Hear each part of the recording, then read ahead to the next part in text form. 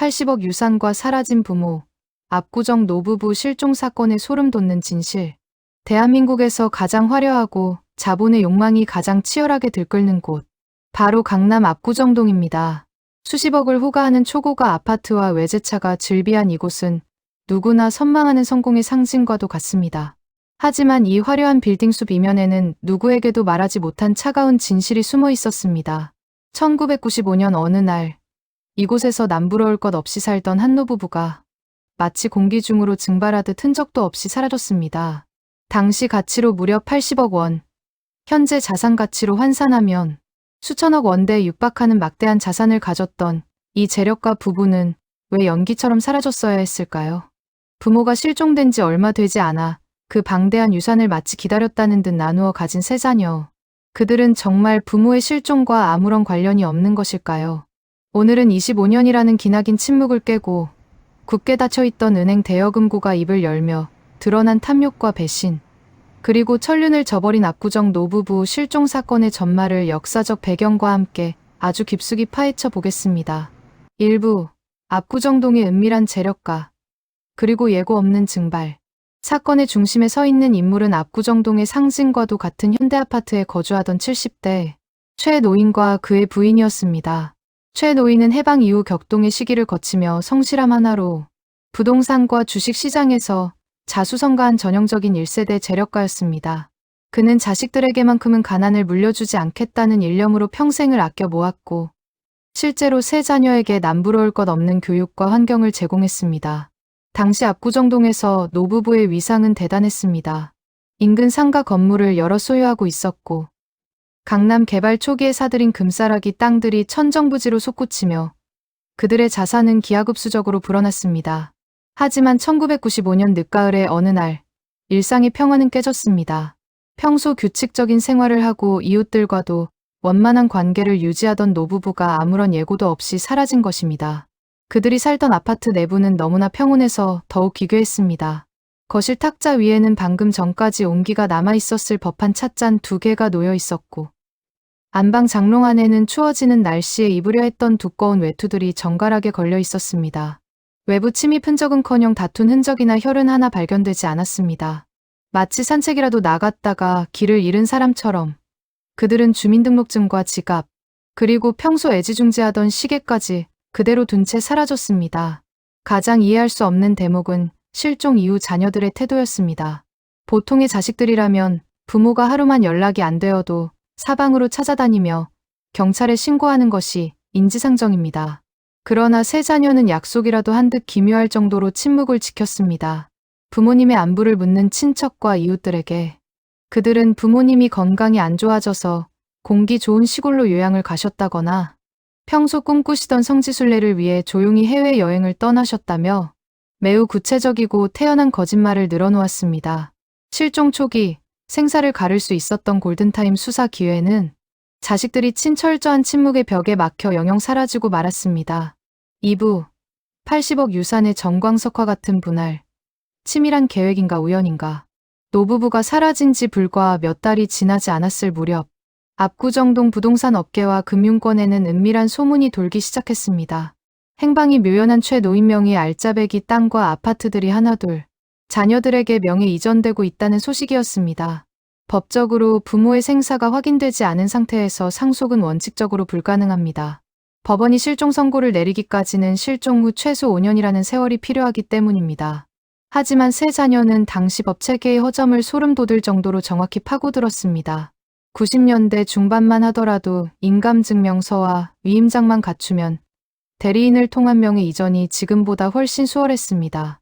자녀들은 부모님이 마치 살아계신 것처럼 서류를 조작하거나 병석에 누워있어 직접 올 수 없다는 핑계를 대며 인감을 남발했습니다.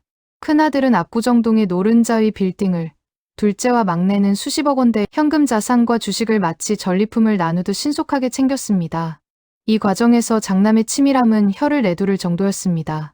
주변의 의심을 원천 차단하기 위해 부모님이 미국에 계신 친척 집에서 보낸 것처럼 위조된 편지를 직접 인쇄하여 일가 친척들에게 보여주는 쇼를 벌였습니다. 편지에는 자식들이 잘 보살펴주고 있으니 걱정 말라는 내용까지 담겨 있었습니다. 그러나 시간이 흐를수록 부모님을 실제로 만났거나 통화했다는 사람은 단 한 명도 나타나지 않았습니다. 자녀들은 실종신고는커녕 사망신고조차 하지 않은 채 부모가 평생 피땀 흘려 일군 V토대 위에서 각자 화려한 성을 쌓았습니다. 그들에게 부모는 그리움의 대상이 아니라 처분해야 할 거추장스러운 자산 그 이상도 이하도 아니었던 것입니다. 3부 25년 만에 열린 판도라의 상자, 은행 금고의 비명. 세월은 무심하게 흘러 25년이 지났습니다. 사건은 사람들의 기억 속에서 잊혔고 영구 미제로 남는 듯했습니다. 그러나 2020년 서울 도심의 한 시중은행 지하 대여금고실에서 예상치 못한 반전이 시작되었습니다. 은행 측은 장기간 수수료가 연체되고 주인이 연락되지 않는 금고들을 정리하는 작업을 진행하고 있었습니다. 그 수많은 금고 중 한 곳의 주인이 바로 실종된 최 노인이었습니다. 법적 절차에 따라 입회하에 강제로 개방된 금고 안에는 1995년의 시간이 그대로 멈춰 있었습니다. 금고가 열리는 순간 현장에 있던 은행 직원들과 수사 관계자들은 경악했습니다. 금고 안에는 요양을 갔거나 해외여행을 갔다던 노부부의 주민등록증, 운전면허증, 그리고 낡은 가죽 지갑이 고스란히 들어 있었습니다. 신분을 증명할 최소한의 수단조차 없이 부모가 요양을 떠났다는 자식들의 주장이 완벽한 거짓임이 증명된 순간이었습니다. 더욱 가슴 아픈 것은 최 노인이 직접 남긴 메모와 일기장이었습니다. 메모에는 자식들이 매일같이 찾아와 도장을 내놓으라며 협박하고 있다. 내가 사라진다면 그것은 사고가 아니다 라는 피맺힌 기록들이 적혀 있었습니다. 또한 자식들이 몰래 복사한 인감을 찾아내 무효화하려 했던 처절한 시도들도 상세히 기록되어 있었습니다. 25년 동안 어둠 속에 갇혀있던 금고는 단순한 귀중품 보관함이 아니라 부모가 세상에 남긴 마지막 유언이자 자식들의 탐욕에 맞선 최후의 구조 신호였던 것입니다. 4부 재수사가 밝혀낸 추악한 실체와 법의 차가운 한계. 금고 속 내용물이 공개되자 수사 당국은 즉각 재수사에 착수했습니다. 과거에는 불가능했던 고도화된 디지털 포렌식과 금융 추적 기법이 동원되었습니다. 결과는 상상을 초월했습니다. 실종 당일과 그 다음 날 노부부의 모든 은행 계좌에서 현금이 한계치까지 인출되었고 그 막대한 자금은 세 자녀의 비밀 계좌로 정확히 3등분되어 입금된 사실이 드러났습니다. 무엇보다 결정적인 증거는 장남이 명예 이전을 위해 제출했던 서류의 인감 날인이었습니다. 금고 속에 보관되어 있던 진짜 인감과 정밀 감정한 결과 자녀들이 사용한 도장은 정교하게 위조된 가짜임이 확인되었습니다. 즉, 자녀들은 부모를 물리적으로 격리하거나 실종되게 만든 뒤 미리 준비한 가짜 서류로 전 재산을 강탈했던 것입니다.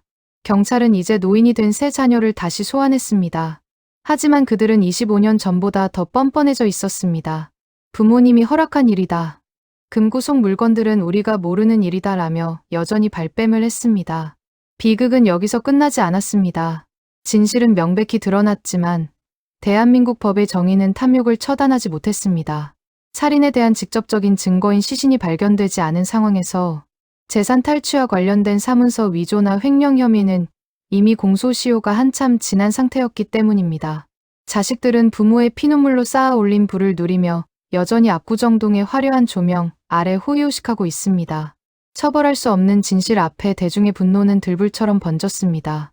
압구정 노부부 실종 사건은 우리 사회에 묵직하고도 슬픈 질문을 던집니다. 80억이라는 돈은 세 자녀에게 안락함과 권력을 주었을지 모릅니다. 하지만 그들은 지난 25년 동안 매일 밤 부모의 마지막 눈빛과 마주하며 살았을 것입니다. 은행 금고가 25년 만에 세상 밖으로 던진 것은 단순한 범죄의 물증이 아니라 황금이라는 우상 앞에 천륜도 저버린 인간성의 파멸이었습니다. 지금도 압구정동의 그 아파트는 여전히 그 자리에 서 있습니다.